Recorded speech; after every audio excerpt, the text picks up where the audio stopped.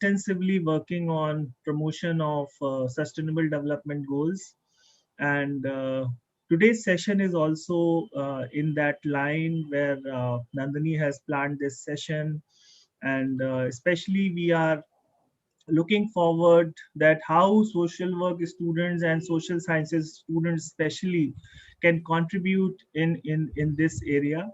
When we talk about attitude, behavior, and practices which exist in our society, so how we can contribute and how everyone can work together so that we can achieve that sustainable development goal. And which is obviously this is a decade year where we have to deliver. Actually, this is 2021, and by 2030, SDG goals are supposed to be achieved. So I think this is very important decade, and we are having a very nice panel today. I'm looking forward this session in a manner where all the participants, especially students and different faculty members from various colleges and various across the nation, people are joining today. So I'm looking forward that if they have any suggestions and queries, so please come forward, write in chat, and discuss, because this discussion should have some outcome also. So in that line, I'm requesting Nandini to introduce the the prominent guests and continue the session. Great, thank you so much, sir. So talking about menstruation in 2020, 2021, we can see that it's a taboo topic in India and worldwide too, and men especially tend to look the other way. When we think about it, this is really surprising because menstruation or periods are the very thing that keeps humankind going generation after generation. So the need for healthy management practices and a positive outlook on the subject is very necessary. To work on such a taboo topic, not only in current times, but back toward the end of the last century, must have been a very courageous and determined step for Miss Lakshmi Murthy ma'am. She's a pioneer in this field in India and has been a source of inspiration for many women like me, and I hope for many men too. She is a co-founder of Jatan Sanstha, an NGO based in Udaipur. She launched environment-friendly Ujjair pads in 2011. Ma'am, correct me if I'm pronouncing it wrong. Is Ujjair the right pronunciation, or is it Uyghur pads? It's Ugair. Ugair, okay. Yeah, so somebody spelt it wrong in the office, and so, it became Ugar, like Uber, but it's Ugair, which is, Ugair. I'll just tell you what it's later. Yeah. All right, great. Yeah, we look forward to seeing that. Which is an award-winning initiative. And recently in 2020, she successfully completed her PhD in Sustainability of Menstruation Management from IIT Bombay. It's a great privilege to have her amongst our panel today. Our second speaker is Miscavia Eco-Feminist, and my inspiration not only for MHM, but for sustainable living. Her Instagram is flooded with ideas and information on very unique and often not talked about sustainable ways of living and MHM.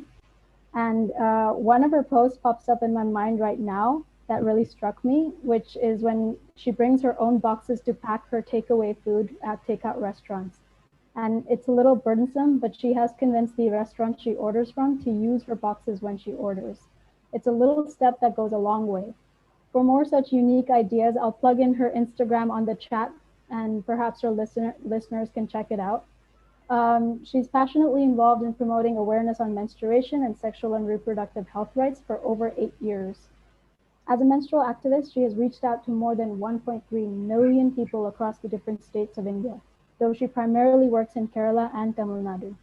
And she's been involved with multiple NGOs and government projects in the same field.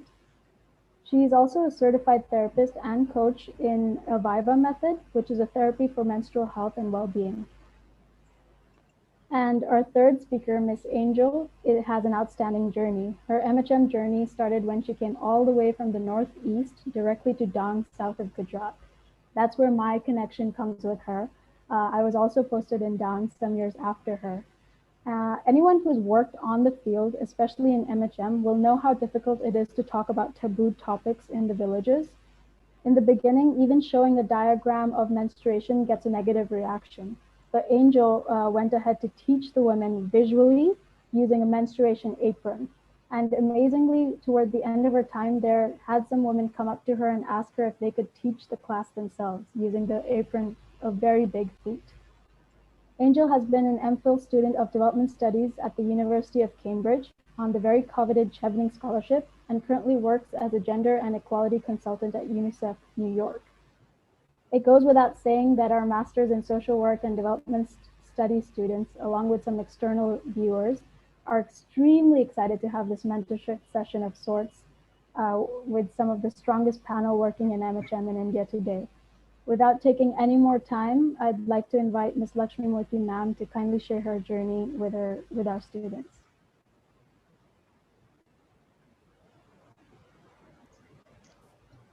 Good evening to everyone, and thank you very much, Nandini. Thank you, Prashantji, for that wonderful start. And nice to meet Kavya again, and hello, Angel. And it's wonderful to be speaking to young people. And I will take the help of a set of slides which I have prepared for you. So without much ado, I will just screen share. So, okay. So what I thought I'll do is that because I thought I would trace for you the menstrual health journey that has happened in the past 20 years, 21 now, because we are in 1 minute. Okay, so we are in 2021 now. And I just thought I'll just paint a picture for you of what really happened in the early years and where we are today. So if we look at the early years, if we trace back to say 1952, it'll be nice for you all to know that we had the world's largest government family planning program, and we had these slogans. We had quite a good program in place. Hum do, hamare do. Those were the slogans that even I heard even in the 70s when I was growing up and I was a teenager. Then the government had these extension programs where a lot of reproductive health, contraception information, contraception services would be given. And but Dharmender Kumar Tyagi realized in 68 that we were not doing enough for mass communication. And so a red triangle was designed as a symbol, and that was used extensively in all our family planning programs, which appears even today in some of our, some of the publications that are brought out by the government. Now, this background was very critical for me to share because it forms the foundation and it forms the basis for a number of, reproductive health efforts that have gone on by the government, not just by the government, by the NGOs also. And in the mid 70s, we had a very negative sterilization program. I won't go into that, but there are pluses and minuses of every kind of effort. So that was this was just to paint a picture for you of how it was in those early years. And people used many surfaces, like for example, on a water tank, you would then announce that there was a reproductive health service, there was a family planning service in the village or that particular community. So if we really look at the years that went by, 1997 is what I see as a point where reproductive health gained a lot of speed in our country. And sexual and reproductive health are very difficult zones to work in, because even now there's a very thin line between sex education and pornography. And parents are not very comfortable when you give young people information about say contraception or any of the reproductive health matters. So menstruation has, therefore, forever menstruation has been under kind of a silence. And in the late 90s in South Rajasthan, adolescent girls were married off well before 15. And while on one hand, there was early marriage, on the other hand, there was hardly any information that young people had on a number of things that connected to reproductive health. So today this evening, we're talking about menstruation. So I will now concentrate just on the menstruation efforts that again have happened over the years. So when I started working in the late 90s and 2000, at the ground, there was shame, superstition, patriarchy, there was restrictions, there were poor practices, poor infrastructure. And of course, those of us who were working for this issue were looking at the list of things that I've listed for you here. We were trying to break silence. We were looking at changes during adolescence. We were looking at reproductive rights. And as the years moved on, markets got better, choices got better choices of managing menstruation. Menstrual absorbents, there were more choices, but access was still limited. And by 2010, there was a deluge. I say deluge because suddenly it caught the fancy of the media. And there was this lot of this talk about how girls stay out of school. There was a whole lot of things. But really, so the focus suddenly became on products. And while the focus should have stayed on information and communication and awareness, the focus just jumped to products. And I know that I'm aware about Kavya's work, and I know that she will also be speaking to you about that. And then I think in 2015, there was just a tsunami, just about, everyone was suddenly concerned. And but the difference between the early years and now was we started looking at environmental issues. That was a big change. And we started looking at inclusivity. We started looking at including more people in our work. But we were working with men right from the start, from the year 2000. By we, I mean Jatan Sansthan, whom I'm very closely associated with. And because I come from a design background, as an organization, we took a lot of help of reproductive health material. I would be constantly designing material, and I'd be using them in all our trainings. So on the left, you see a menstrual wheel that it's a little wheel that explains scientifically why menstruators bleed on every cycle. And you turn the two discs, and it journeys you through that whole cycle. So in the early years, very few menstruators wore underwear. Underwear usage was not common. So the cloth pad that we were advocating and designing for in those early years was something that you would wear with a nada or a drawstring. And we had these little dolls that we would give to our participants, and then they would make Sundari wear the pad. And so we had these little pads too, and then it was an exercise. It was like it was like an activity. You did the activity and you learned about menstruation, and you learned how to manage it, and you also made the doll Sundari wear the pad. So you practiced in a way. I was also learning from efforts of others, and we learned early at that time that if you give information in layers, adolescents are receptive, and it reduces a lot of hesitation. So showing a completely naked body wasn't working. So we would do it in layers. So this is a little example that I'm sharing with you of how we had transparent sheets where you could see the layers of the body one by one, and that is a precursor to any awareness session that you begin. You have to speak about the body. You have to speak about body image even, and then plot this whole business of reproductive health within that body. So in South Rajasthan, we have a traditional storytelling narrative form, which is called the kavad, which is a wooden box it's a shrine with many doors that open out. So I just primarily adapted the same concept into topics that were interesting to see, and people would open and close the doors and look at it and understand it for themselves. It was both a self-learning tool and it was a trainer's tool.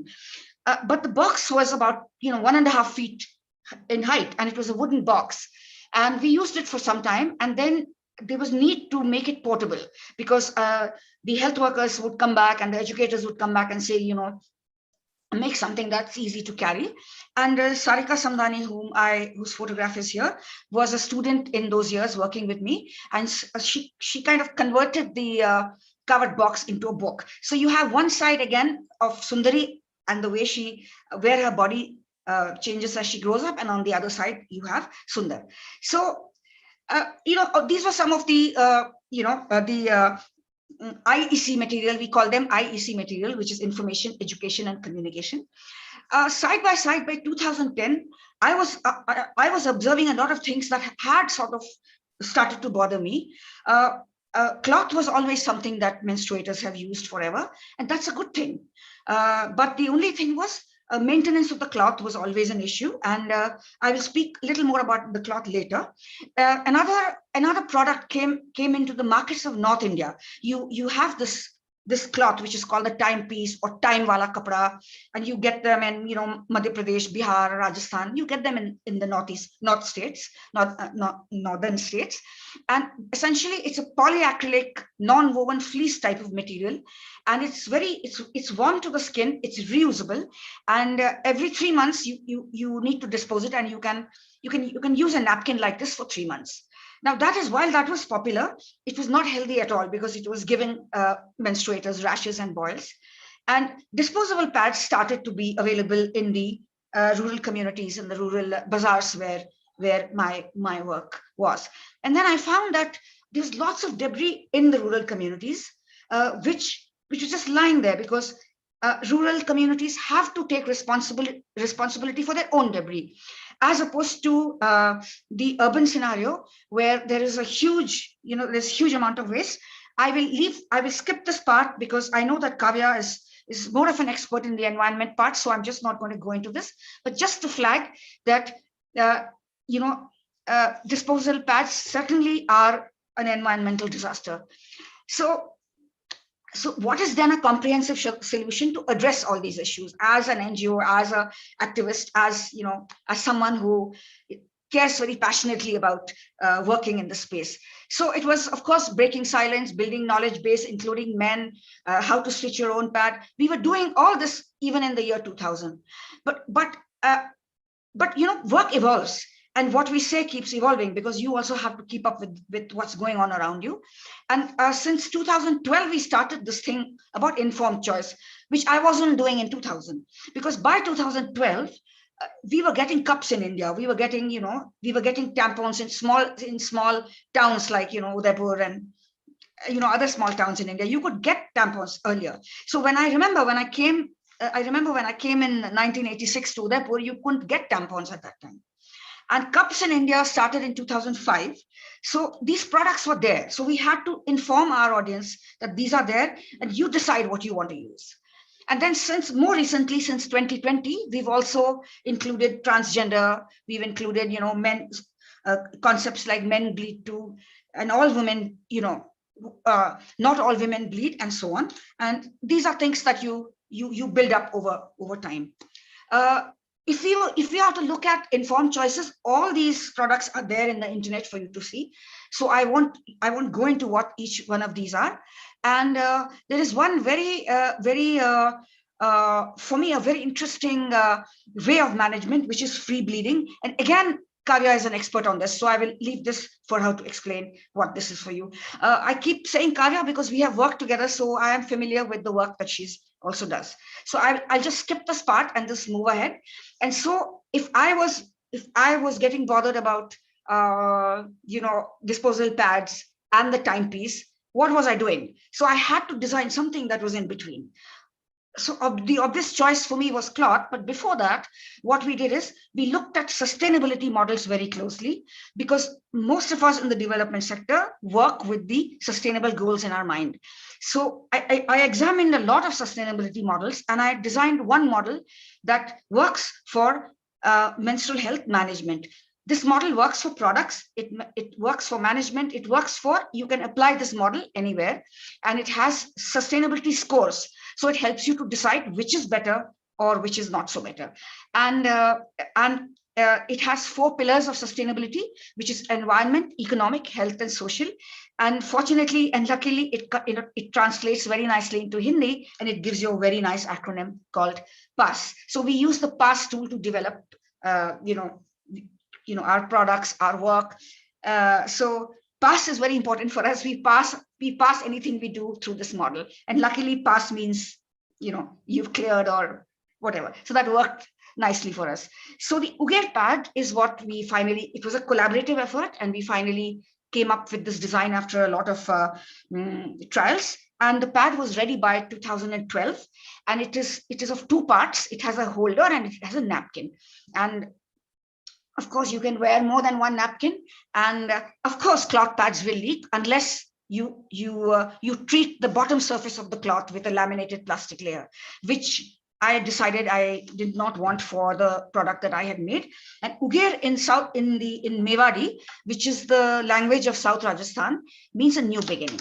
So that's how the name came about. And unfortunately, we spelt it, incorrectly. Perhaps it should have been UGEAR, but it was there, and now we're not, we're not about to change it. So we have a kit that we use for our reproductive health communication. We still work under the umbrella of reproductive health, and within that we plot menstruation. So these are all the products that we have in the kit. So I will just take you through just a couple of pictures. These are, chronologically, if you see, we have some photos from 2002 and some more recent. And of course, in 2020, we are all online. So this was just to share with you that whether it's a group in the Northeast or whether it's a group in Rajasthan, when you've designed material that is sustainable, when you've designed a program that is sustainable and that works, it can work across many regions. So I work closely with design students, and these are some of the pictures that you can see. Of course, we work with men all the time, and all our participants who are non-menstruators also stitch the Ugair pad with us. And if you are a non-menstruator, we encourage you to gift it to somebody you care about very much. So you see a bunch of students from this is from the Nirma Design School in Gandhinagar, and they're all young designers in their first year. So in 2019, when they were with me, so they made they made their own pads, and that's kind of a system that I have.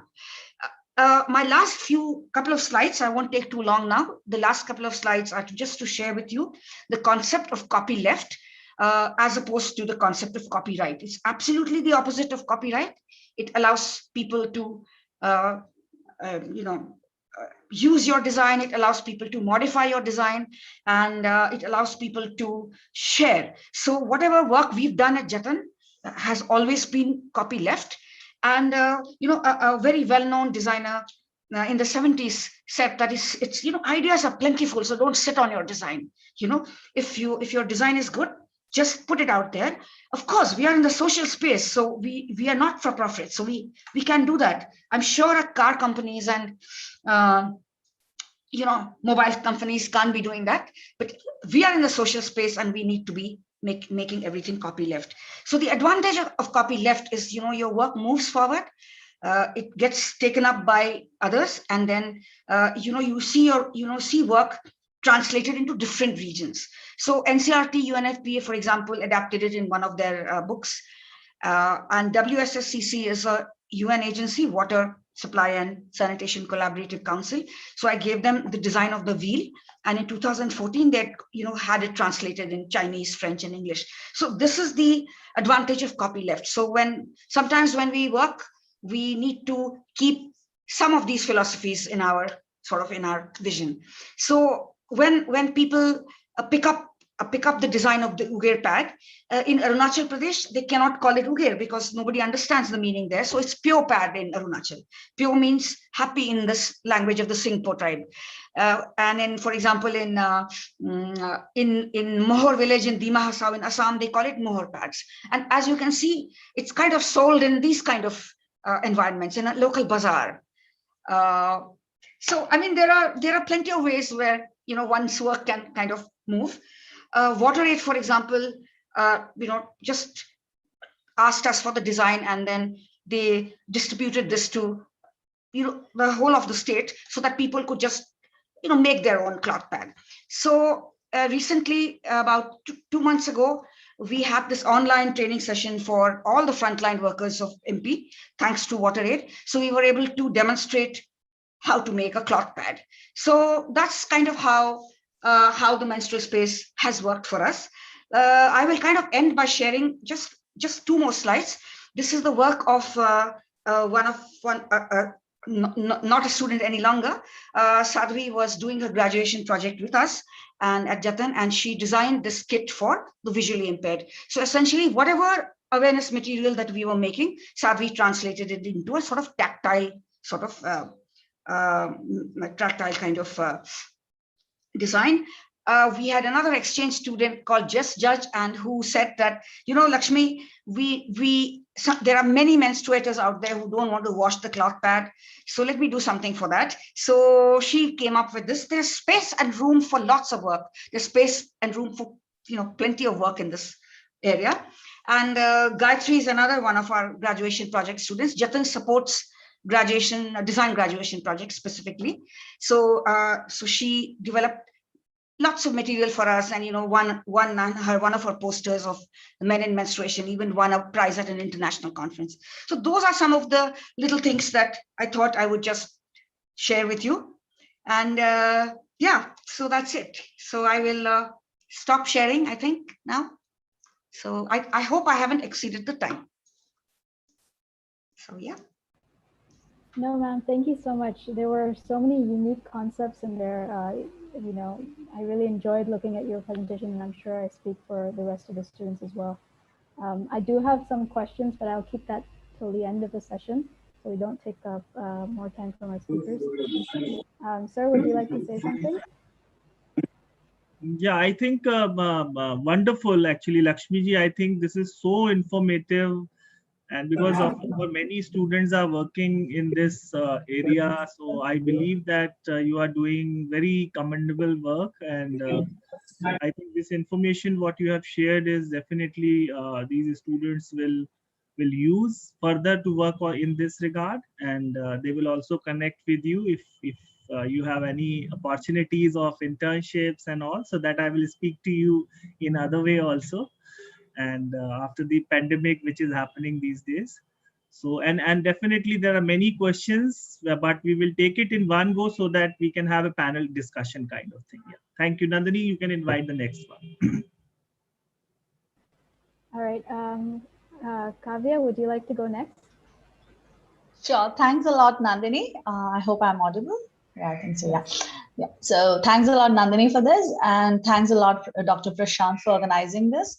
And I'm super excited to be here with Lakshmi ji on this panel, whom I fondly really call as the Bad Grandwoman of India, because she really kind of deserves the title. And I think you really agree with me with the kind of information she has provided all of us with. And I personally would say that this is not the first time that I'm listening to her conversation, and especially the same content, and I still have lots to learn. So I think all of your students, all of the people here, all of you would be equally happy and satisfied to learn and understand more of this. And hi to Angel, because I haven't met her directly, but through the SBI fellowship, I was also part of this fellowship long back, so I know her. And I totally agree with what Lakshmi ji said. The kind of progress, the kind of continuation that this whole conversation has had when it comes to menstruation, when it comes to menstrual health management, MHM, which is what WASH United also calls this, and the WASH United's MHM Day, which is May 28th. So all of these have kind of commodified the whole discussion around menstruation. Though there is a lot of importance to awareness, there's a lot of question on commodification, there's a lot of question on consumerism. And I guess this is happening in a large extent because you need to have the economy running, you need to have the commercial balance happening. Capitalist force to really decide how the world goes. And so all of these decides, and all of these have made a scenario wherein products are very important. The sales of products are very important, and which is also why when we talk about sustainability in menstruation, this whole conversation has to really, there should be some real thought of interest, some real planned interest, so that the conversation doesn't always go into disposable products, which are a result of commercial units. So to put it in a nutshell, there are around some major 4 companies in the world who makes all the sanitary napkins, all of the big brands of sanitary napkins, which means they have the biggest share in this whole market. It was a huge market.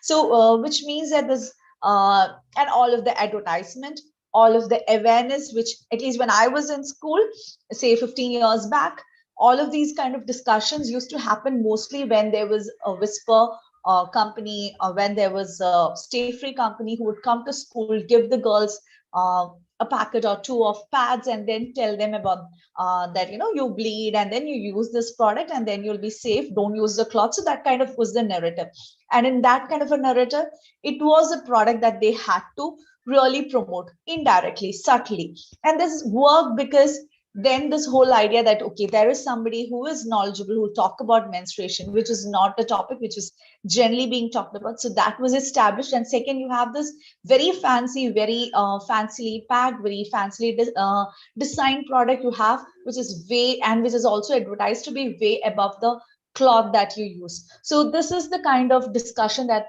we've been going through. So this is where we need to have this balance on information. We need to have the balance on awareness. We need to have the balance on choices, informed choices. And definitely, because this is a group of social work students, a lot of you might be definitely interested to work in this field. And so there are a few things, few new ideas, few new concepts that I think would be really interesting and impressive for you to start off. So I'll just put on a very small presentation so that I don't take much time and it goes pretty fast. Yeah, so let me just go into this. Let me just, yeah, I guess you can see it now. So this whole discussion, like you have posted, this is connected to the Sustainable Development Goals. So I've seen that in your poster, you have connected it to some 4 or 5 or 6 goals. But according to me, I feel that this whole concept of sustainability doesn't really stay at 2 or 3 or 4. I feel all of the 16 goals really makes a lot of sense when it comes to menstruation, menstrual education, menstrual activism, or whatever you can think around menstruation. So first and foremost important point when we talk about the sustainable aspect, it is health, definitely health, which also includes learning about your body, being positive about your body, being comfortable and confident about your body, and which also takes me to this whole concept of gender, which is part of gender and sexuality, which is part of health, mostly overlooked. And this is very important because I think Lakshmi already mentioned, there are people who are not women or who don't identify as women and who bleed. So the conversation itself needs to shift from women and girls to menstruators, or people who bleed, people who menstruate, people who have their periods. That is where we would say that, you know, it is sustainable, it is inclusive. And also the health aspect should definitely let us understand that this is not just limited to doctors or few gynecologists talking about menstruation or the menstrual parts or the reproductive parts. This also includes everyone, irrespective of whether they menstruate or not, knowing about the basics of what happens, why it happens, how it happens, what could be unhealthy. So all of these are very, very important. And currently, this is mandated by the national government through this program called RKSK, which is Rashtriya Kishori Swasthya Karyakram, which is a program by the government for adolescents in all the states of India. So they are being told about different aspects of their health, of which sexual and reproductive health is a very important key part, and menstruation also. So which is where the health part is very important. I'm saying this again and again because a lot of people still wonder, do we really need to talk about this to students? Do students really need to know about it? What all should they know? They should know everything that is possible. Not just about menstruation, they should also know about pregnancy, sex, contraception, abortion. All of these are very closely related, and also sexual abuse. So this is menstruation, I would say, is the softest, safest topic to start talking about all of these important topics. And you can definitely go into all of these rest of these important topics. The next important point is environment, which is where I initially entered this space. I did my graduation from IIT Madras, specialized in environmental biotechnology. And that is where I really had this focus on having this reusable or biodegradable. I would say as a technologist, my first focus was on biodegradable products, because not having technology was not a right thing for me at that point of time. So it took me a lot of time to move from biodegradable and understand that reusable was the way. And I'm saying this is very important because a lot of times when we say, when we tell people or when we inform people that disposables are not healthy, disposable products are carcinogenic, they pollute, they can cause a lot of health issues, people say, okay, let us go for the biodegradables. The problem with the biodegradables, again, are that they also are bleached, they also contains a lot of chemicals. And the most tricky one is, nobody here is biodegrading their used pads. No one here is biodegrading their used pads. Nobody is every month going and putting their pads in a compost bin or digging it up in soil and burying it. Nobody is doing that. Nor do we have centralized systems to do that, centralized or even small decentralized system. We don't have any systems where they collect sanitary napkins and diapers specifically to be composted or to be at least composted in a unit or in soil. So we don't have that. So which is why even biodegradable doesn't make the cut, which is why reusable products such as cloth-based products and silicone-based products are becoming very, very important for us in this discussion. The next point is culture, which is very, very important because it is in our culture to think that menstruation is a taboo, menstruation is impure, menstruation is difficult to speak, menstruation matters only to some people based on their gender, based on their class, etc., etc. So this whole discuss, and also especially the states where I work in, predominantly Kerala and Tamil Nadu, there's this huge belief on Sabrimala and God Ayappa, wherein women or girls between the ages of 10 to 50 are not allowed to enter the shrine. And this is a very strong belief. A lot of people who may not even believe menstruation is impure believe that women shouldn't go. Women shouldn't go to their small puja rooms in their houses. Women shouldn't enter their kitchen. Women shouldn't touch certain plants, shouldn't feed their pets. So all of these are very, very strong things. These are strong because these are restrictive. It's okay if I don't restrict. If I just do practice in my own life, it doesn't become so strong. It becomes strong because I end up restricting others. So, and that is one end of the spectrum. And in the other end of the spectrum, we also have Assam, wherein we have the Ampumachi Mela, where you have the menstruating goddess. In Kerala, you have a menstruating goddess. So you have this variety. So which is why, and this is also a touchy topic, so which is why culture is also very important in the kind of discourse we have. Culture really ties up with our rights. So it's very important to have this kind of a discussion. And economy is super important, something which I didn't realize when I started working. I realized it because during a chance encounter with a set of 200 students in a school, what I experienced was when I was having few icebreaker games, and one involved asking them what they would do with money. And one girl told me that, maybe I would buy pads, because having 100 rupee means I can buy 1 or 2 packs of pads, wherein the guys were saying that maybe I'll go have chicken biryani. So this is what it shows, wherein one wants to have a luxury food, it's not a problem. The other wants to have something which is very basic. So economy really changes the whole meaning of economy, the whole way in which women and men end up spending the money they have, the disposable income they have. It's totally different. So which is why this whole reusable products also make a cut, because on a long term the economical impact is much lower. So which is why I feel when we talk about menstruation, all of these aspects are very important. I think all the sustainable development goals also cover these. So I would like to, after a lot of serious talk, I would like to share some few methods that I've used. So this is a snake and ladder game, which is where the snake and ladder game is something to help understand what is safe, what is unsafe, what is positive, what is negative when it comes to menstruation, especially to break the myths, especially to help understand that spreading safe and healthy menstruation is a positive, and isolating someone during periods is a negative, and then you calm down, kind of a carrot and stick model, to show that there are some myths which you thought were myths, but they are not myths. You don't have to follow them. You're kind of giving that awareness.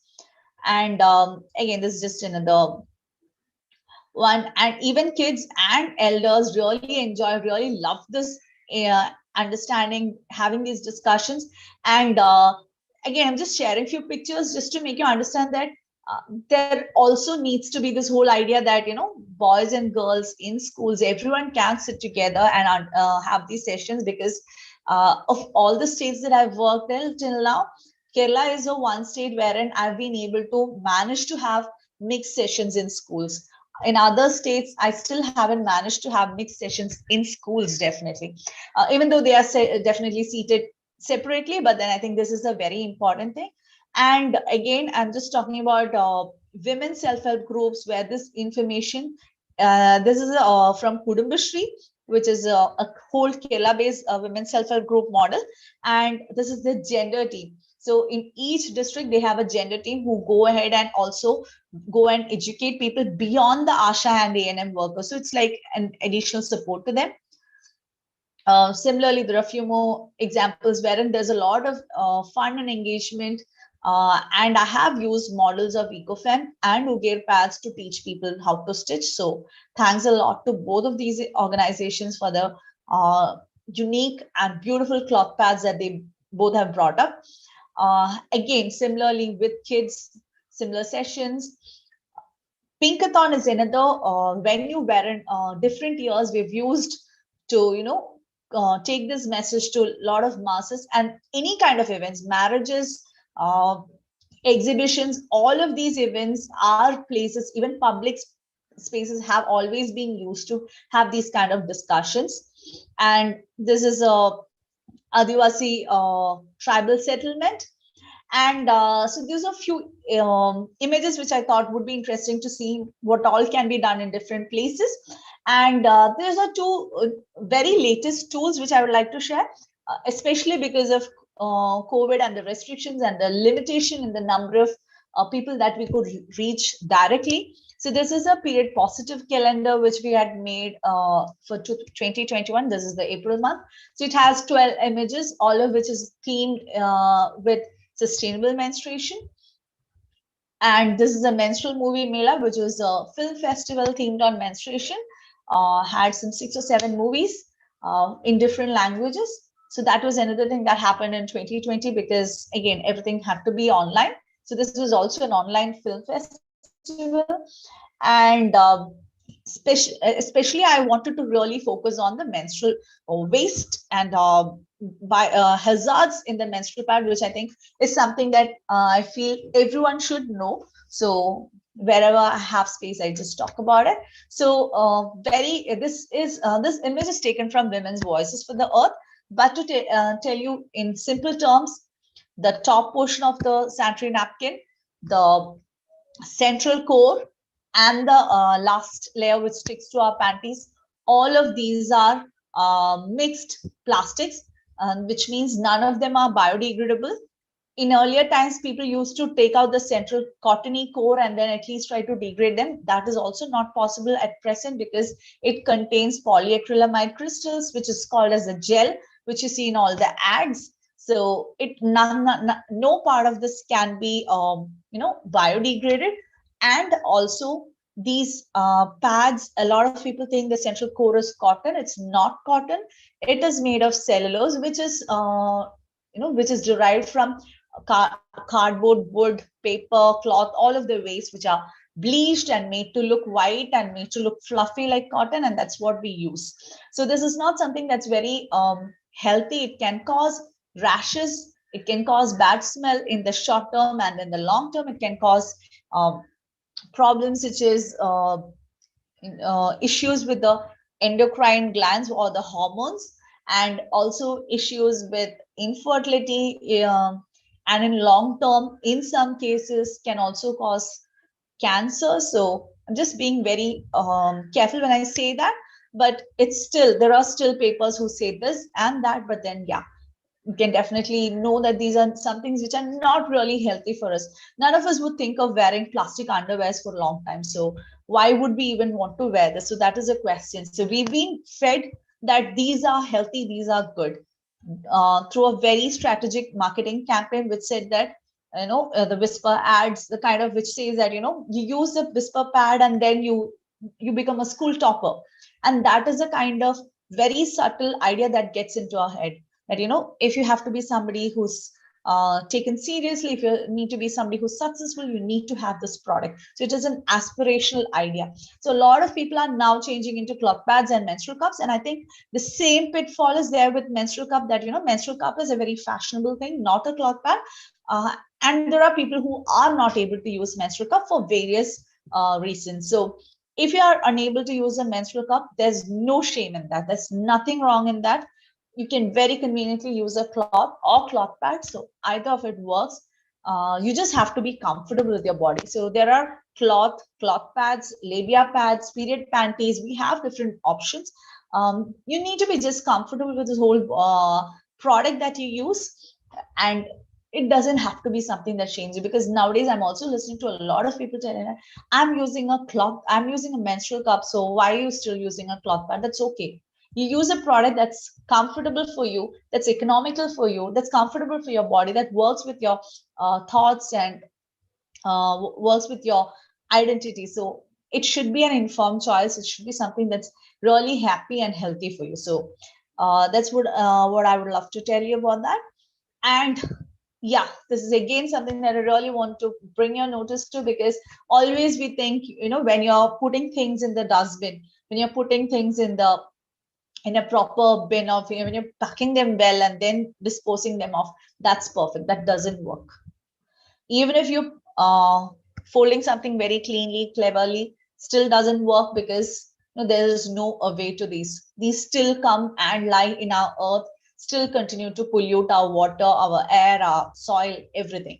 So just a continuation. I'm just leaving this, and I just wanted to add that it's absorbent hygiene projects, which include all the menstrual products and all the diapers. So I'm just going ahead, and yes, I would love to talk about free bleeding, which means you don't use any product. You just bleed onto your dress, preferably a skirt or a sari kind of a dress, which has more cloth. Again, depends on the kind of bleeding that you have, especially if you're someone who has lots of cloths. This could be difficult. You could try this on a low flow day. But if you're somebody who don't have so much of cloths, you can definitely try this. Try out a thick material, try out a darker material, try out on the days when you bleed lesser for starting, and try out when you're only at home for starters, and then you can feel and you can understand what your body is comfortable with. And I feel this is very important, because the whole discussion then shifts completely to your own freedom, your own thoughts and comforts, and there is no product dependence here, no dependence on any product. So this is something that I really like to share. I really have been doing for the last 2.5-3 years now. So I think that's something that I'm really enjoying. And since Aviva Method was spoken, I just wanted to talk about Aviva Method. It is a Hungarian method. It's more like dance, exercise, etc., which is something that can address a lot of health issues related to the uterus. So yeah, with that, I'm completing, and I'm just stopping this. Thanks a lot for the time.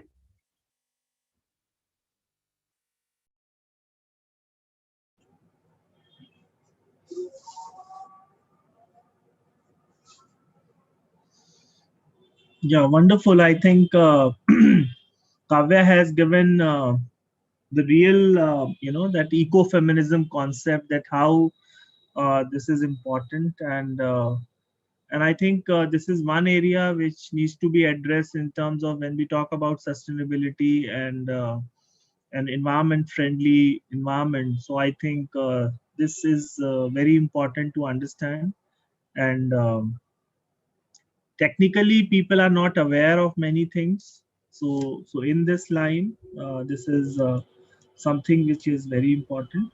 So Nandini. Yes, sir. I was just about to echo those thoughts. Lots of points I really liked in that. I liked how you related the concept of menstruation to like not just some of the SDG goals, but how it relates to basically every SDG goal in some ways, because it's so closely connected to like the environment and other sustainability concepts as well. But again, noted down some questions. We have some questions from our participants, but we'll take that later. I'd like to now invite Angel. Oh, it's an honor to share this panel with such distinguished speakers, and good evening to everybody. And it's also an honor to be addressing the change makers in Amity University. So basically, I'm just going to start off with what I'm doing right now. So I'm actually a gender inequity consultant with UNICEF New York, and I basically work in immunization. And to be honest, like people ask me what I do in immunization, because there's nothing like very much women related in immunization of children. But a lot of us don't know that the simplest connection is that women are actually primary caregivers of babies, and who takes the babies to these immunization centers? It's the women. So whatever barrier the woman faces, we try to study and try to overcome it so that a lot of more children are vaccinated in rural areas. So that's basically what I do right now. But I started off as an SBI Youth for India fellow in Dangs, and that was my first introduction into the development world. And so I came from Northeast, like I was in Imphal, and then I flew down to Gujarat, and there I was, surrounded by very loving, by a very loving community. And we have, so the SBI Youth for India Fellowship is of 13 months, and we get assigned a village, and we get assigned an NGO to work with, to work under, to be mentored by. And the first few months, when I was placed in my assigned village, I was studying the community because I don't want to show up there and pretend to know everything and tell them what to do and what not to do, which is a lot of problem that we face in the development sector, the savior complex that a lot of development practitioners have. But so I was there in this cute little village called Chitina Gauta in Dangs, and in Dang district, which is in the southern part of Gujarat. And I started noticing, I used to spend my days just watching these villages, and I started noticing that a lot of adolescent girls were not in school during school hours. And that's when I realized that they weren't in school because they were on their periods and didn't want to attend classes during that time. And I mean, this information came through me by talking to their mothers and whoever, their friends, etc. And so I just didn't want to start off with asking whether they knew about menstruation or like about the cycle, etc. But the conversation started with sort of gaining their trust. I just can't show up and go up to a person and tell them like, oh, hey, let's talk about menstruation. So I had to build relationships. I had to build relationships, and only after about like 3 months of befriending them could I actually touch such sensitive topics. I mean, we are all aware of how taboofied menstruation is. In Manipur, I was born and brought up in a household where my grandmother would give me a handful of scolding if I were to enter the kitchen during my menstruation cycle. So we all knew, I mean, we all know, and about the taboos that we face as women in India. And so whenever I started talking to them about menstruation, I always started with sharing my story. I always started with telling them that my mother, as a gynecologist, did not talk to me about menstruation. When I got my first period, I was very clueless, and she handed me the pad, and I just wore it, and that's what I know about menstruation. And I only got to find out through friends in college, actually. So sharing my story helped them get comfortable with sharing their story. So they would tell me about how these adolescents would tell me about how they did not want to go to school during their periods because they just didn't want to risk having an embarrassing accident at school. Most government schools and the government school in Chichina Gauta was co-ed, and they were very cautious of the fact that they could have accidents with the product that they were using to manage menstruation. And the product that they were using was a cloth rag, and sometimes they would get pads from I think it was, I'm forgetting which organization was distributing there, but there was an organization that would show up about once in 3 months and distribute pads, and they would just disappear for the rest of the year, and then come back like maybe in another 6 months and then distribute. So they were using these distributed ones, or they would use cloth rags that were handed down to them, or handed to them by their mothers. So we started talking about menstruation, and that's how we got the ball rolling. And I didn't want to jump in and say, hey, you know what, let us decide on which product to use. So what I did was sort of ask them if they would be interested in learning about why we bleed. And they said, yes, of course, like we want to know. We want to know why this happens, and we want to know like why our stomach aches, etc. Because these are things that they experience. The stomach aches. That was a major one.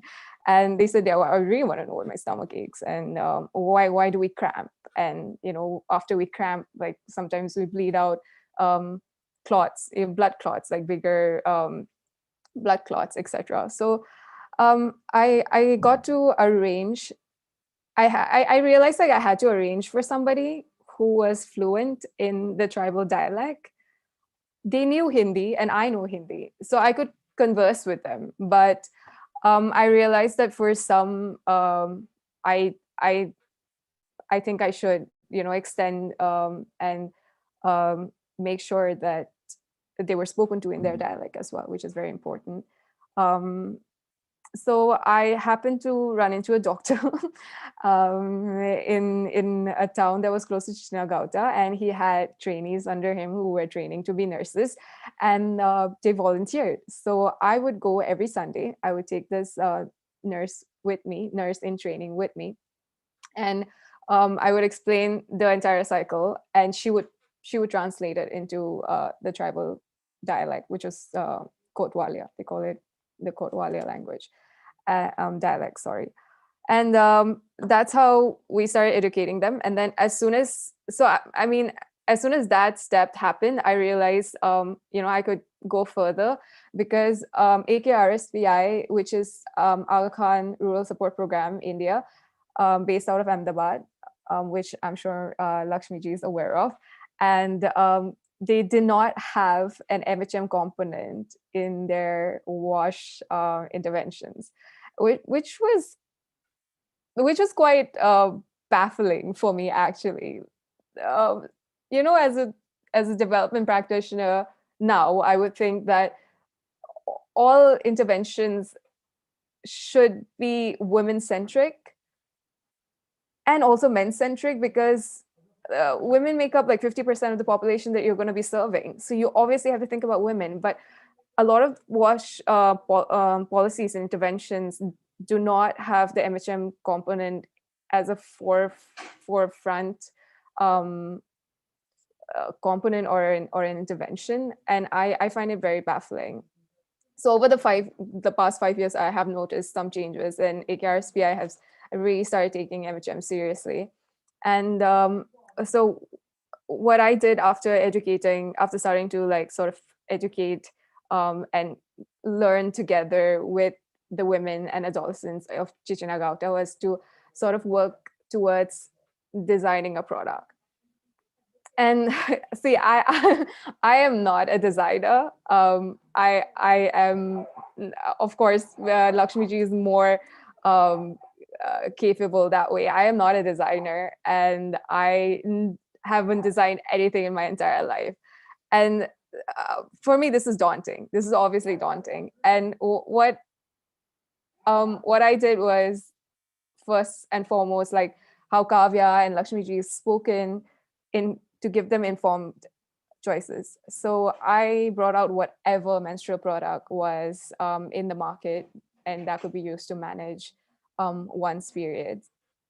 The cups, the tampons, disposable pads, everything that was there. I collected them and took them to the women and adolescents of the village, and I showed each one, and I showed them how it's used, etc. And they were very shocked with the menstrual cup, but but I was working with a tribal village, and Dangs particularly is known for its forwardness. And I thought, like, why not? Like, why not show them the menstrual cup and like sort of see what their reactions and what their comments would be. But they absolutely didn't like it. So we set apart the menstrual cup. They've already seen the disposable pads. They could not fathom the idea of a tampon because I think it was too far away from what they use. They have been using. So I asked them, what do you feel the most comfortable about? And they said the cloth pad, because historically and for generations, women in that village have been using cloth or rags to manage their menstruation. So I said, okay, so this is a product that you've chosen. So let's try and see what we can do about this, and let's try and see if we can design a product of our own. So I sourced all the cloth pad designs in the Indian market that I could get my hands on. There were about, I think there were, I will just look up my project report and let you know who I sourced from. And you guys, I don't know if Lakshmi Ji remembers this, but I did source from Ugair. I was constantly in touch with Smriti from her team. So there were, just one second, there were five social enterprises that I sourced from, and it was Ecofem in Oroville, Hygiene in You in New Delhi, Jeoni in Bangalore, Shomota in Kolkata, and Ugair in Udaipur. And so we sourced from them, like their designs we sourced, and then we had around 2 rounds of product testing, product sampling, and there were about 5 adolescents and 5 women who were testers for me. And I had this extensive, like this was something they really hated. I had this extensive survey form for them that asked questions on different parameters of each pad, of all the pad actually. So there are parameters like, does it stay in place? Does it leak? Dimensions, do you like the dimensions? Feel the material, absorbency, stains, was it easy to wash? Was it easy to dry? Was it suitable for heavy flow? Was it suitable for light flow? And do you like the color of the pad? Do you like the buttons of the pad? I mean, small components of the pad was pulled apart and it was rated on. And there were, and then I think there were about like 10 pads that we did this with. And finally we were left with two pads that came out as winners. It was Ecofem's foldable model and Ugair's heavy pad. And I am so glad for Lakshmi Ji's copyleft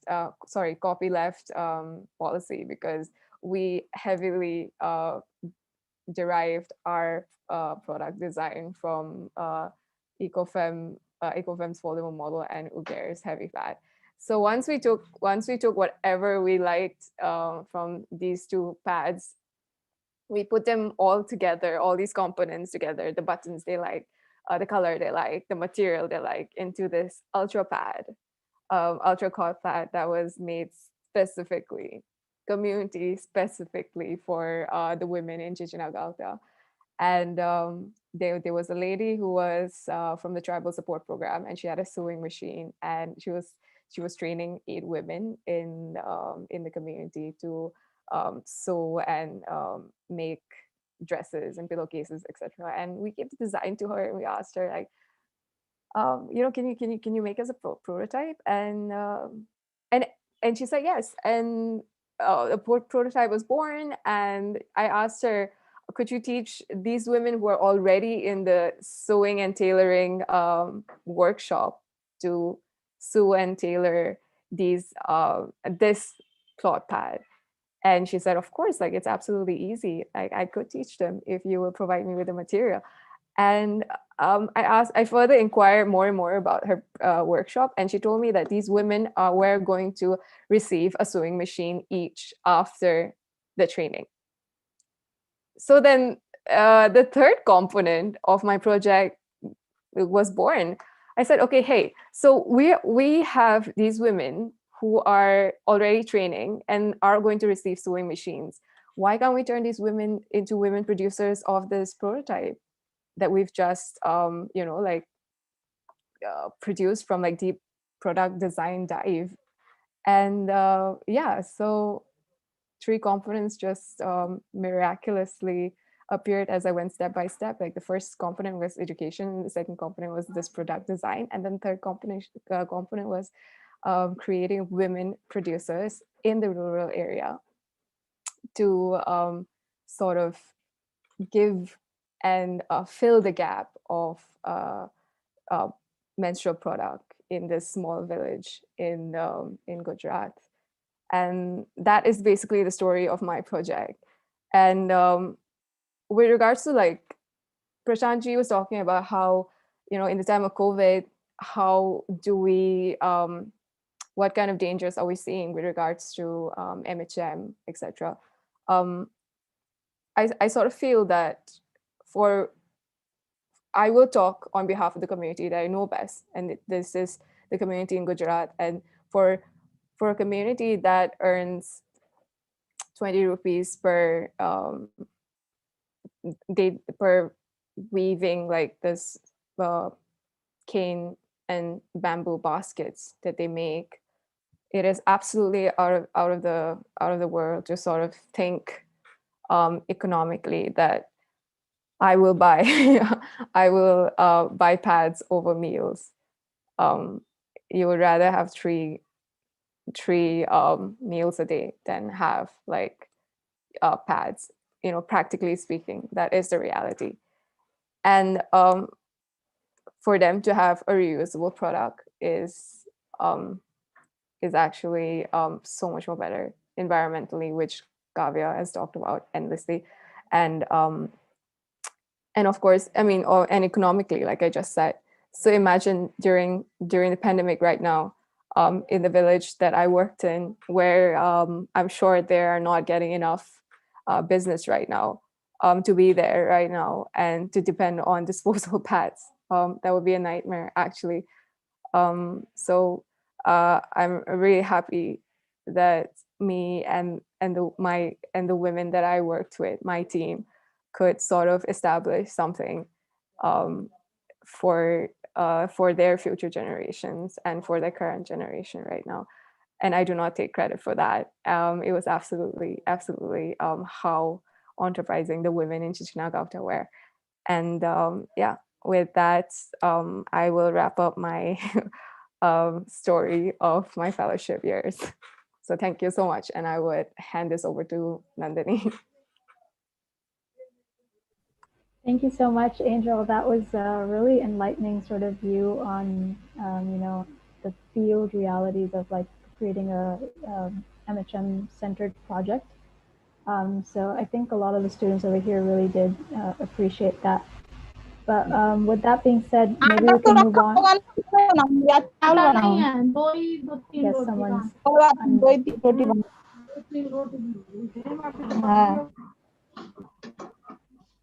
Well, just with that being said, we can move on to the Q&A session. But I do think that Kavya did answer some of the questions in the chat. So, but I think I'll open them up for the other speakers as well if they want to take a chance in answering them. But before that, I just want to say that some of the concepts that really stood out there were so many concepts really and we're glad that we have it on YouTube so people can revisit it as well. I know I will be revisiting some of the concepts. But what I really liked from Lakshmi Man's presentation was, like Angel and Kavya said, the concept of copyleft, the fact that information should be free-flowing, especially in this webinar, especially when we're talking about the SDGs. That's so important to have information that's readily available, that can be distributed widely and doesn't have that sort of constraint. So that's a really cool concept. Another thing was the concept of choice that I think Kavya really, presented. It's so important because that's such a good point, because I think in a way it relates to what Lakshmi ma'am was saying before, how like there's this big like storm that comes with, oh, look at this new product for sustainable menstruation, and it gets pushed forward, and we forget the other products, and suddenly everybody's like focused on that one product, and we want to get it to all the rural areas everywhere. But then again, that choice kind of comes in, because in a lot of these areas, women do prefer like cloth pads, or they prefer or they can't necessarily change to other menstruation products. So that's a great concept. And then lastly, obviously, the economic tangent that also plays in rural areas, especially when a lot of these villagers are earning very little, and they have to choose between whether to spend on that, plastic or whatever product in the market, or whether to spend that money on something like their meal, or education for their children, or something like that. So really great points. With that, I think we can move on to the question and answer session.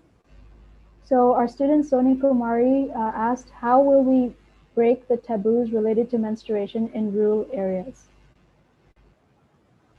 Yeah, Soni, if you are there, you can unmute and you can ask question directly here.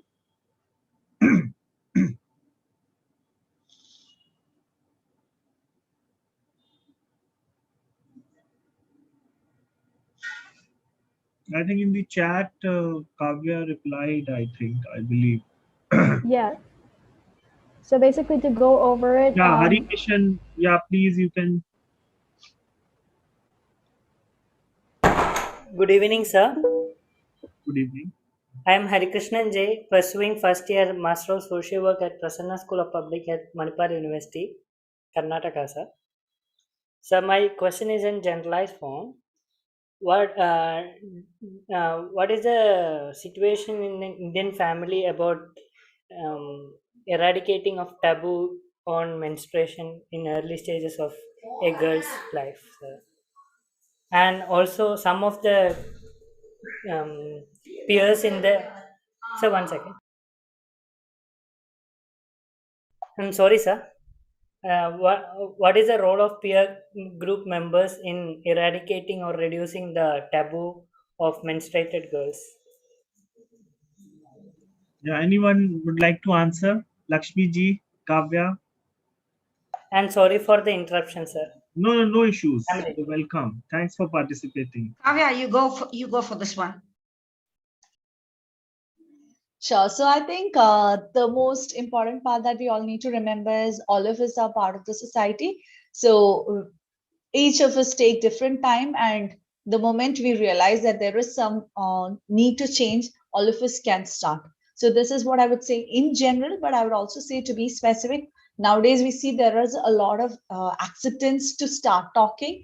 There's a lot of change, especially the kind of change that ma'am was talking about. Since 2015, we see there is a lot of positivity, a lot of enabling environment that is happening at homes. So maybe you need to give that support 1 or 2 times, 3 or 4 times, and then the rest of the family kind of becomes open to it, or at least they agree that at least from a health point or from a safety point, just for the or from an education point, we can speak about this.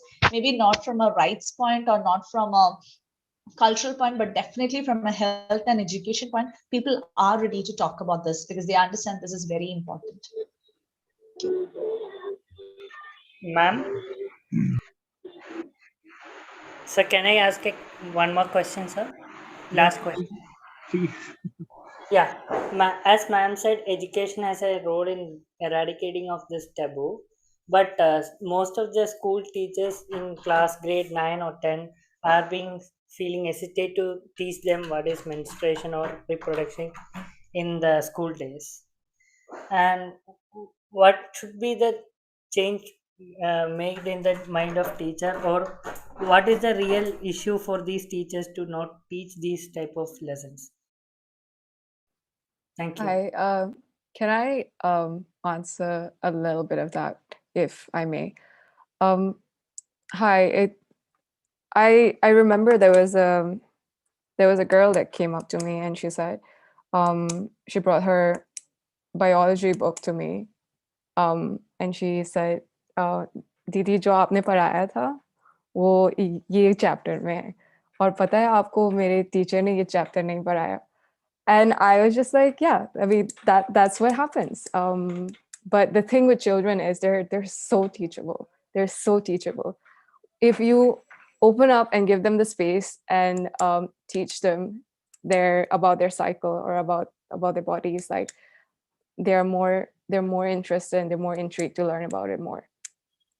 And I just feel that a lot of teachers skip these chapters, and especially in government schools. I mean, so I feel like what we need to do first and foremost is sort of train our teachers in these sectors, and tell them that sex education and biology in terms of menstrual cycle is really important.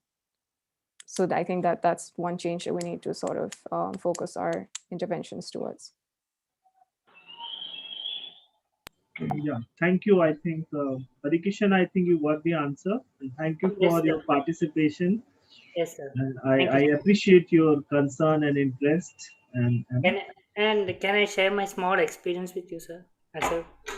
I think we must take first questions and then we'll give it to you. Yeah, sir. Thank you so much, sir. Sorry for that disturbance. There was another student that asked, are there differences in attitudes in urban areas as compared to rural when it comes to menstruation practices and like the taboo concept? Yeah, I think this Lakshmi ji can answer because she's working in Udaipur, especially, with urban and rural focus areas. See, taboos have been there forever, and I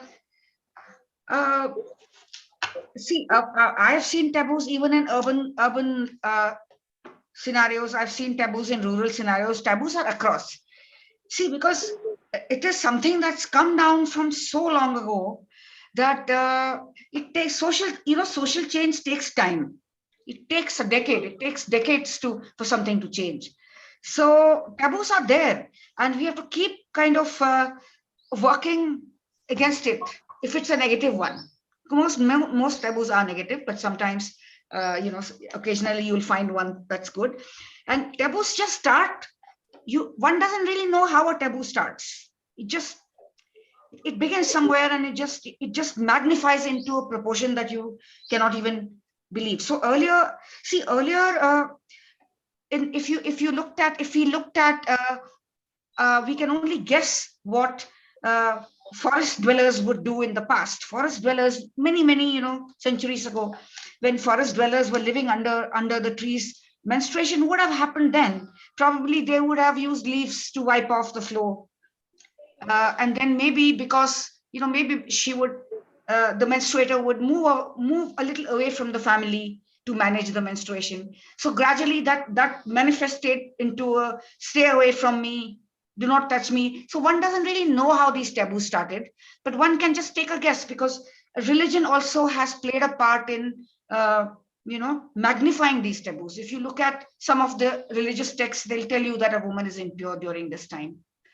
And so if you look at some of the religious texts, Sikhism is the only religion, I think, that I have understood as being very open to menstruation as a scientific phenomenon. Others have always labeled it impure. Even Buddhism, to a large extent, has been influenced by Hinduism. So even they see menstruation as something that is impure. So taboos are here, they are there. And we have to just keep working. And if someone asks me, are there more taboos in the rural communities and less taboos in rural? I will say taboos are across. There's no less or more. It's there everywhere. It's just that, rural communities are often kind of, you just, all the negatives you just push there. So but I'm happy that I was very delighted to hear Angel and Kavya this evening. I just feel Kavya very affectionately calls me the pad grandma. I love it. And then when I see Angel and Kavya working in this field and so many others, I just feel it's in such safe hands. because it'll just move. It'll move the way I've wanted it to move, and many others of my generation, you know. So yeah, and I feel sad that taboos were there 30 years ago and they're still there now. But that just shows how long it takes for social change. But we are there. We are there. You know, it's like that Hindi movie, no, Lage Raho Munna Bhai. You have to just lage raho. That's all. That's the only way to work around this thing. Yeah. I don't know if I've answered your question, but yeah. Yeah, correct. Yeah. So I think in this line, I just want to, add something or maybe ask three of you, because you all are so much doing very great work. Actually, when we talk about attitude and practices, so I just want to know from you all that because Angel is with UNICEF as a consultant, so we have almost all the aspects here. That Swachh Bharat mission government of India started, and then afterwards lot of awareness on sanitation and many things came. So and currently also I'm in Noida, so we see that Swachh Bharat ranking is one of the very important where government is putting a lot of efforts. So in this line, what do you think that when we talk about attitude and awareness or practices, so in these terms, in which scale do you think that we have reached out, and what is the way forward? Actually, what are the areas where as a young youth, those who are here, because this is a change makers club, and this is a platform of students actually, where they are taking up many social issues. So in that line, I just want to understand from you that what are the areas where they can also chip in, and how you rate all these efforts? Do you think we are in the right direction, or where is the weakness, if it is something like that? नहीं लेंचे चला भाई लेंचे चला है वो कितना लगा है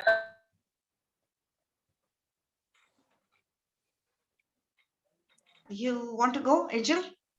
Prashanti, are you asking if we could align government efforts with whatever we're doing right now? Of course, like I feel like that's the only way to go forward in the development sector. We have to align the government efforts with the incentives their incentives. We need to find incentives that we can work together towards. I remember that my first entry into MHM was through ICDS and the ASHA worker. And of course, like since Dangs is a forested tribal area, I had to go to the forest office and talk to them about building toilets first, actually, and then talk to them about addressing menstrual management interventions.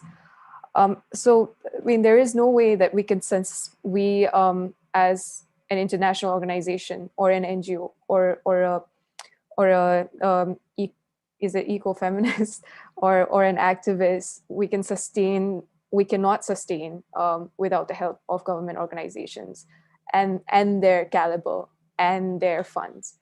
I did have to raise a lot of fund for my project to launch, and which came from the forest department in Dangs, some of it, and which came from SBI, which came from Aga Khan. So like all of these funds and all of these efforts were very jointly constructed. So I mean, if that answers your question, yeah. I have a question for Lakshmi ma'am in particular. So ma'am, you started this so early on. What exactly inspired you to start into this field so early on? And was it like a movement, or was it like, I can't hear you. I can't hear you very well, Nandini. Oh, okay. Can you hear me now? Yeah. Okay, so I was just asking, you started in this field so early on, 32 years, right? Before. Yeah, late 90s, yes. Yes, so that's such a long time ago. Like, what exactly, what what inspired you to start so early on? And was it like a whole movement, or was it like, some people against the grain who were going at that time? Oh my God, it's see, I was working. I was working for an NGO here in Udaipur. Had very limited opportunities for designers. It was a very small town in '86. It's not, now it's a city, but in '86 it was a really small town with poor connectivity. We had a meter gauge train. We didn't even have a broad gauge train. It would take us 18 to 19 hours to reach Delhi. It was, that was the scenario. So I was kind of trying to use my design skills in different ways. And so, by late, I moved to Udaipur in '86, and the only opportunities at that time seemed only in the development sector, because it kind of had a space for everyone. Development sector has historically had a place for everybody, whether you're an engineer, whether you're a lawyer, whether you're a doctor. There is something you can do because it works with people, it works with communities. So, so I was working for an NGO called Seva Mandir, which is a very well-known NGO even now. And just a chance remark by someone who had come in from Ahmedabad, who said, who was working with women at that time. She just said that, you designers are busy designing watches and clothes and mobile phones, and can't you design a nice cloth pad? So that was the trigger. And I just thought to myself, my God, yes, can't we be designing simple things? So that was kind of a starting point. And the major help came along because a fellowship always helps you to, move forward. Angel and Kavya will agree.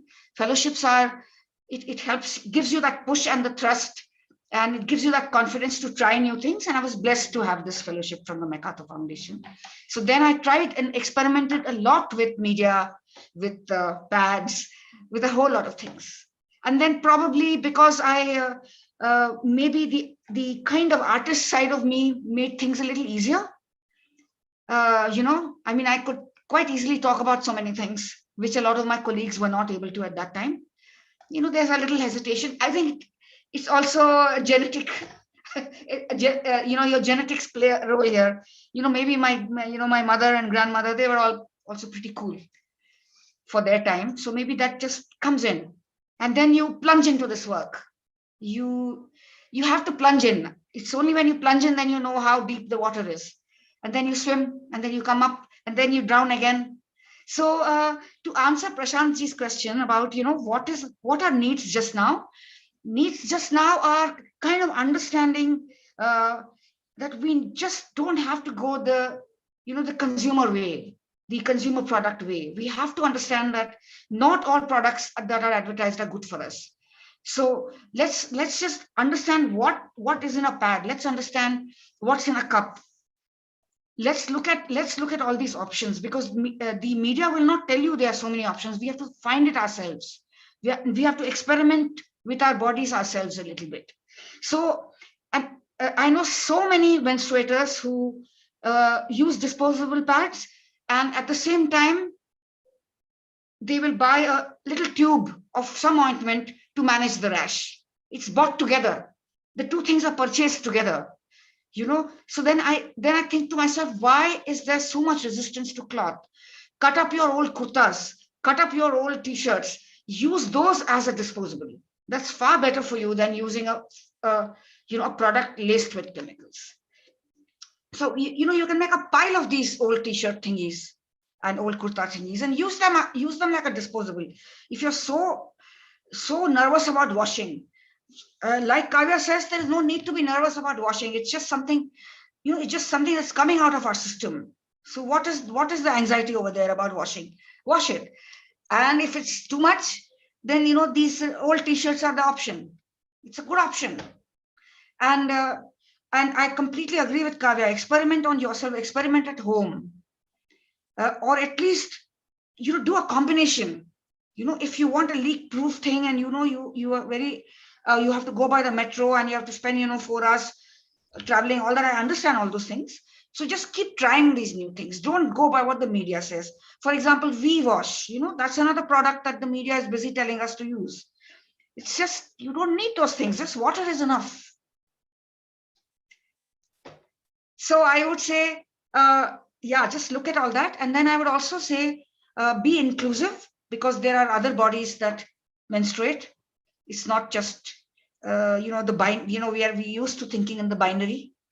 So just understand that there are other bodies that menstruate, and, just, build up your own knowledge on that and support groups. That's what I'll say. Yeah? Great, thank you. And just kind of in the same vein, we do have a similar question. It's basically our listeners are right at the beginning of their journeys in the development sector. Taking into account the context of India, what is the one advice each of you would give to newcomers in this field?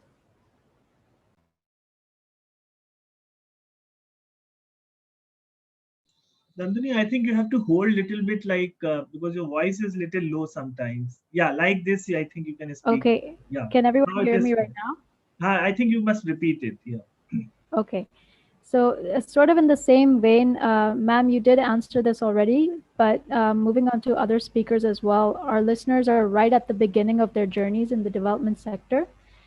Taking into account the context of India, what is the one advice you would give to newcomers in this field? Okay, I'd be happy to go now. So, one advice definitely would be to go with something that's your passion, and specifically talking about menstruation. To menstruators, I would say this is something that you experience. So, feel fully right to talk what you talk and promote what you really believe in. Never fake it. For example, there are menstruators who talk about sustainable menstruation and still go ahead and use disposables. you know uh, Faking it doesn't work, and the other way also. So it's not to blame anyone. People will take their own time to get comfortable with products. Take your time and then start talking. That's perfectly fine. Nobody will judge you for that. Take your time and then start talking. So that's one aspect. And if you're not a menstruator, be an ally and understand that as much as you understand, there are certain personal experiences where the experiences matter a lot. So, and I would say this because as a person who has PCOS right from my puberty, it's whatever I've experienced, I've seen very less number of people having similar experiences. So, for every person, the experience changes. And so when I said I also do this therapy called Aviva Method, I'm seeing a lot of health disorders related to menstruation and the uterus. And I feel that each and every case is new. So there are people who say that we don't want the allopathy way, this is why we come to you. There are things which are very new to me. So I have to be honest and tell them this is super new for me. So if you're ready, both of us are in it and learning. Sometimes it may not work. So also have other people, other systems in support. So there have been many gynecologists who have taken support from. Some of them are totally dismissive of this method. They're like, this doesn't work. You shouldn't interfere. So then I respect that. So I think that, there needs to be a lot of honesty because, and this is one more thing which I feel is really important is there's a lot of glamour to this one field at present. So this can get in our head. This can very easily get in our head. But what is sustainable, what is important is to see that it takes a lot of time. I just realized when you said Lakshmi Murthyji's years of experience, it's nearly as old as I am. So, it's a lot of time. It's a lot of time, a lot of effort.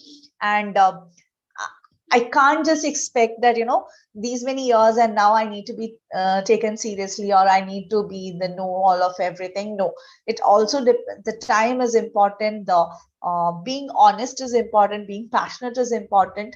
And if there's something that doesn't connect, you don't have to fake it.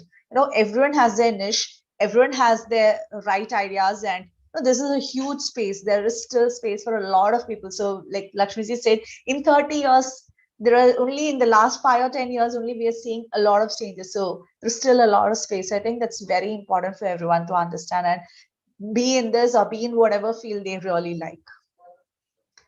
And I think where you started doesn't matter because I started purely as an engineer, BTech and MS, and then came into this. So really doesn't matter. Yeah, Nandini, I think there are two things. One is Dr. Rama has put it some observations and questions. If you can just take up, and Soni Kumari raised her hand, so if you can just give her chance. Can I add to what Kavya said before we go on? I think one advice that I would give anybody who's ready to dive into the development world is to unlearn, unlearn, and unlearn, because you really need to give that space and give that mic or the stage to the community. We all learn about the bottom-up approach. I'm sure everybody in the MA development studies at Amity University right now has heard bottom-up approach 1,000 times. But when how do we go about bringing this bottom-up approach into physical reality is a huge obstacle, especially at the ground level, at the grassroots. So when I started working in Dangs, it was absolutely difficult for me to get the community to speak, because nobody had ever asked them, what is it you want? What is it you need? And what is it you think you can contribute to this cause that is specifically for you? And so I feel that we need to extend the space to them, and we need to forget what we've learned and sort of learn from them and grow together. So I think that's one advice that I would give any development practitioner, which is a new development practitioner, which is to forget everything that you've learned in classrooms, forget all of that. What you're going to enter into is new space. What you're going to work with is new community, and you need to be learning from them. Thank you.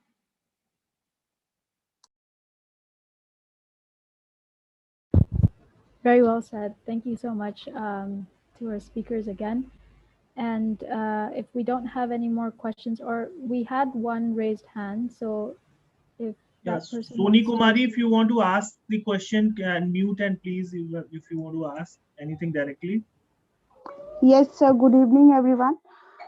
So my question is that apart from awareness programs or the knowledge which we give during the community sessions or individual sessions, what all initiative measures we can take during the school timings also? Because as ma'am said that in schools the teachers don't take up these chapters, and girls even don't know that what do they have to do, what precautions they have to do, they have to take during these times.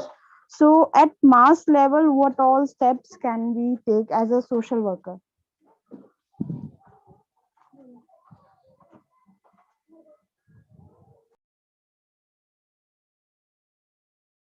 Kara, you want to go?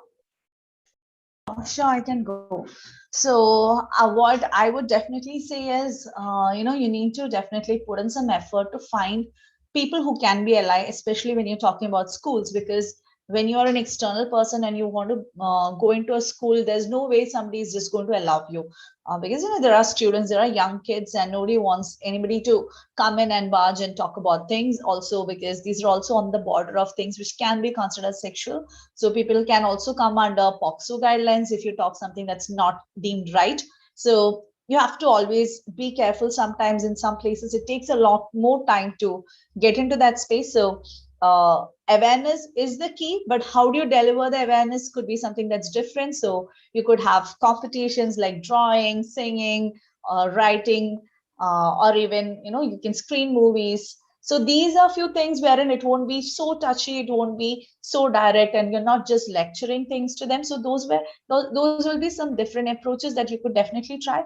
And beyond that, I would always say that there are other ways to go ahead. For example, if you want to go from a higher authority, you can always go and go to the collector, you could go to the BDO, you could go to the education department, the health department. You could take doctors with you, you could take paramedics with you. So all of that kind of changes as to why do you have to come there, maybe 1 or 2 sessions with them, and then there is a steady understanding that okay, you are the person who will come with this kind of a discussion, so this is perfectly fine. So they need to have that confidence with you, especially if that's a school or that's a community where it is not something that's common. So one difference that Angel and I had, especially during our fellowship experience, was that we were posted in a particular village for 1 whole year, and the first 2 months specifically was to just spend time with the community, understand, be with them, not to do any teaching, not to do any projects, just be with them, be friends with them. understand about them and let them understand about you. So that was a totally different experience where there was a lot of trust building that happened very organically. But beyond that, if you're just going into a NGO, or you're just an independent activist and you just want to do this, so you need to have some persistence, especially if there are some places where they're not very interested. Or maybe you could go to other schools who are interested and take those success stories to these schools who are not so interested. So those would be few things you could try out, and persistence definitely is needed. Thank you. Can I share something from my fellowship year? So when I found out that the teacher at school was skipping the chapter on menstruation, I actually asked the headman if he could get me a meeting with the teacher, and she turned out to be female. And we sat down and we discussed that I had been teaching classes to the adolescents with respect to my fellowship in the village. And I asked her if she would be interested in sort of teaching with me, if ever, like, she found the time in her classroom. So I can't just barge into a school and say, you know what, this is wrong. You need to give me the space to teach. I had to use somebody, an actor that was already existing.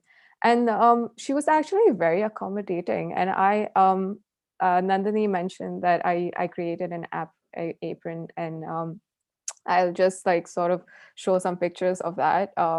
I don't know how like the screen share work. Okay, one participant. Okay, You can send it to. Yes, you can share. is it working? Yeah, it is. Am I working. screen sharing? Yeah. Yeah. So these are the pictures. I found it in an email because I couldn't find it somewhere else. So basically, this is the major structure of the. I'm sorry. I think this is. I'll just show it here. Yeah. So this is the major structure, and then me and the teacher, we use the apron, and we first. Nothing is visible. Yeah. Can we reshare it? I'm sorry. Am I not doing this right? Angel, you could also send it to me over WhatsApp and I could open it up. Share right. screen. There is a button called share screen. So share screen. A green button in the lower part. Yeah. Right. I'm so sorry.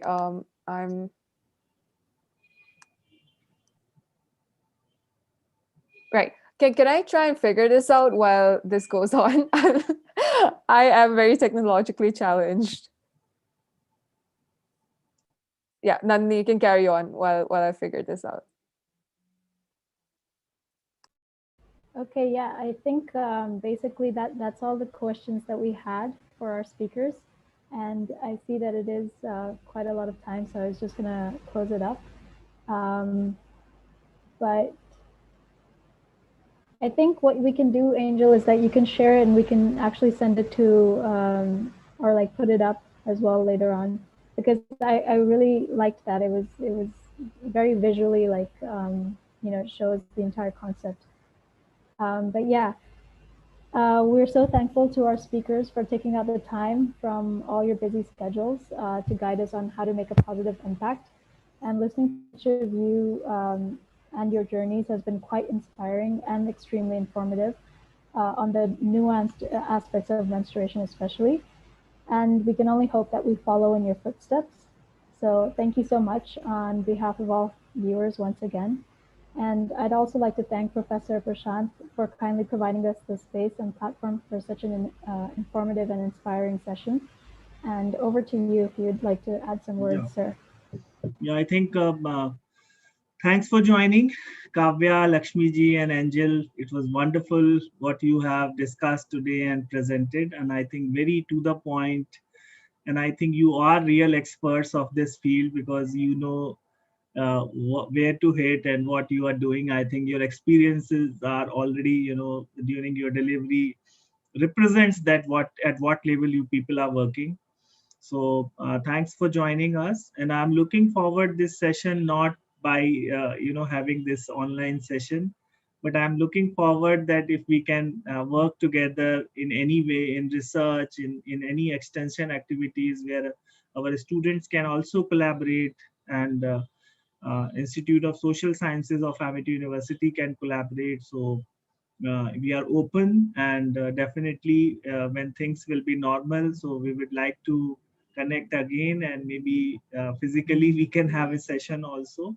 But I think this is great, and I think I have not read the Lakshmi ji's full profile, though Nandini shared with me. But I think being a designer, I think you are doing a great job. One of our students also, 2-3 are working extensively. Anurag is there, and Shivangini Singh. So many students are taking up this, and he's also known as the pad man kind of thing, and lot of extensive work he is doing. So I think this is very and I think many Kavya and many Lakshmi and many angels are required in this field, because we have very big country, and we have various issues at various levels. So thank you so much for joining, and congratulations to Nandini, because I know that we are in discussion from previous 2-3 months. Then finally, this is the day we logged in and it is happening. So I think this is just a beginning, not an end. And I'm taking forward. And Kavya, I think because you are very much into environment and all also, so maybe if you visit Delhi or anything, an angel. So Lakshmi ji, please visit Amity University anytime. And thank you so much. And all the participants, those who are here, I would like to thank them also.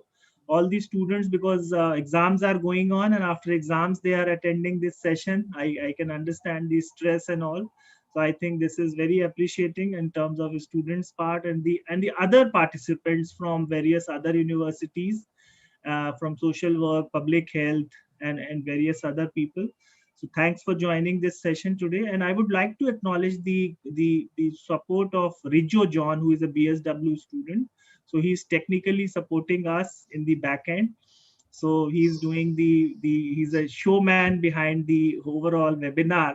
So I would like to thank Rijo also. And we have many students, those who are very actively participating in various things.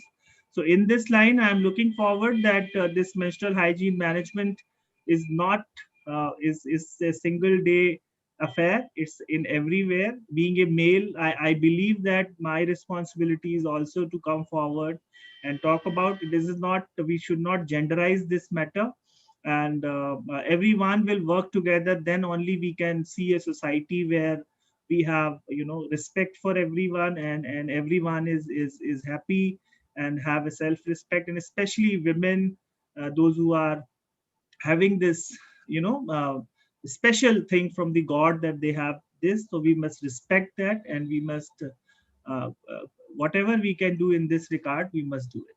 So thank you so much. Thanks a lot, everyone. It's been Thank great you. to be here. Thank you. Thank you. Thank Thank you you, so much. Prashantji, for Thank you. moderating. Yeah, Thank you. thank you. Bye all. Bye. Bye. Have a good evening. Bye.